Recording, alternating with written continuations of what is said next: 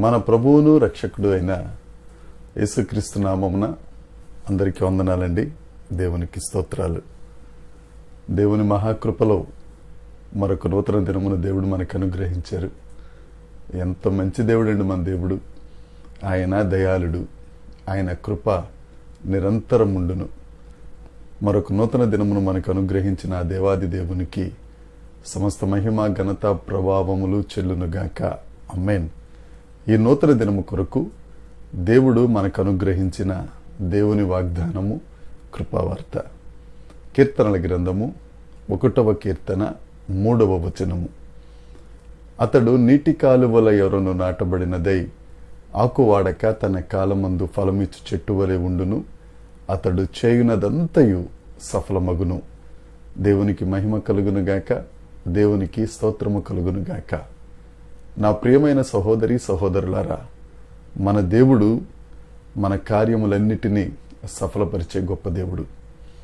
మనం ఏ కార్యమైతే చేయ తలపెట్టి ఉన్నామో ఆ కార్యములను ఆయన ముందుండి నడిపిస్తూ ఆ కార్యములన్నిటినీ సఫలపరిచే దేవుడు.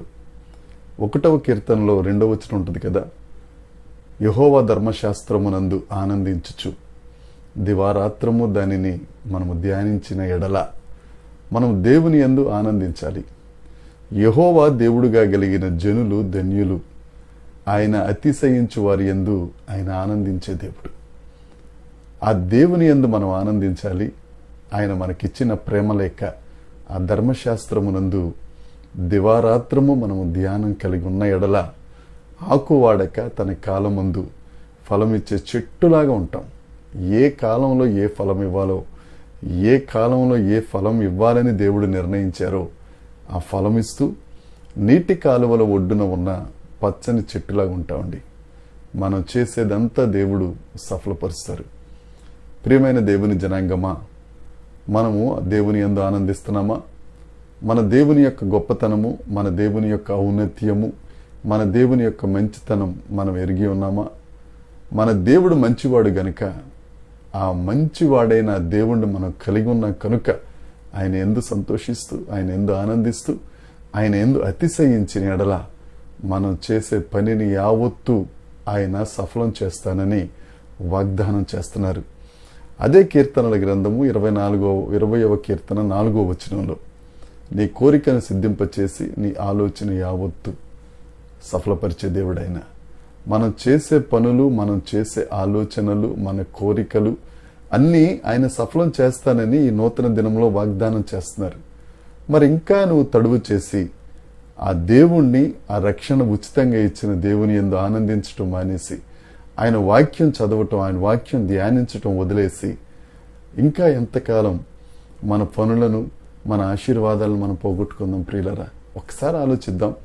దేవుడు నీతోనే మాట్లాడుతున్నారు. దేవుని యందు ఆనందిద్దాం. ఆ ధర్మశాస్త్రాన్ని ధ్యానిద్దాం.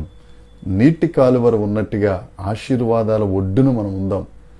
వాగ్దానాల మీద, విశ్వాసం మీద మన విశ్వాస జీవితాన్ని కట్టుకుందాం. లోకంలో ఉన్నవారి సంగతి ఎలా ఉన్నా దేవుని యందు నువ్వు ఆనందించిన ఎడల నువ్వు చేసే పని సఫలం, నీ కోరిక సఫలం, నీ ఆలోచన సఫలం. ఈ నూతన దినములో ఈ వాగ్దానాన్ని స్వతంత్రించుకుని దుష్టుల ఆలోచన చొప్పున నడవక, పాపుల మార్గమున నిలువక, అపహాసకులు కూర్చుండే చోటన అసలు కూర్చోకుండా దేవుని యందు ఆనందిద్దాం. ధర్మశాస్త్రాన్ని ధ్యానిద్దాం. తప్పక ఆ దేవుడు ఈ వాగ్దానమును మనకు అనుగ్రహించి మనము చేయుచున్న కార్యములన్నిటినీ సఫలపరచునుగాక. దేవుడు ఈ వాక్యమును, ఈ వాగ్దానమును దీవించునుగాక. దేవుని కృపను బట్టి ఈ వాగ్దానమును స్వతంత్రించుకొని మనం ఆశీర్వదించబడి అనేకులకు ఆశీర్వాదకరంగా ఉందుముగాక. దేవుడు ఈ మాటలు దీవించునుగాక. ఆమేన్, ఆమేన్.